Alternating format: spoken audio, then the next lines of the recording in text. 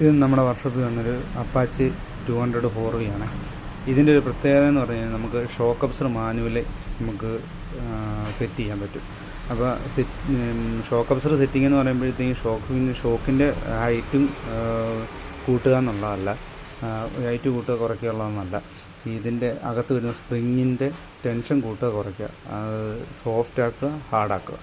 അപ്പോൾ വണ്ടി നമ്മൾ വാഹനം ബൈക്ക് ഓടിക്കുന്ന സമയത്ത് ഇപ്പോൾ സോഫ്റ്റ് വേണമെങ്കിൽ നമുക്കത് മാനുവലി നമുക്ക് സോഫ്റ്റ് ആക്കാൻ പറ്റും. ഹാർഡായിട്ട് നമുക്ക് വേണമെങ്കിൽ നമുക്ക് ഹാർഡാക്കാൻ പറ്റും. അതിനൊരു മൈനസ് സ്ക്രൂ ഡ്രൈവറിൻ്റെ ആവശ്യമുള്ളൂ. അപ്പോൾ ഇതിൻ്റെ ഷോക്ക് ഓയിൽസിൽ TVS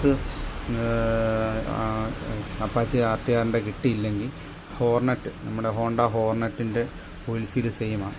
പിന്നെ ഇങ്ങനെയാണ് നമുക്കത് സെറ്റ് ചെയ്യുന്നത്. ഒരു മൈനസിൻ്റെ സ്ക്രൂ ഡ്രൈവർ ഉണ്ടെങ്കിൽ നമുക്ക് താഴോട്ട് തിരിക്കുന്നതനുസരിച്ച് ഷോക്ക് ലോഡാവും, മേലോട്ട് തിരിക്കുന്നതനുസരിച്ച്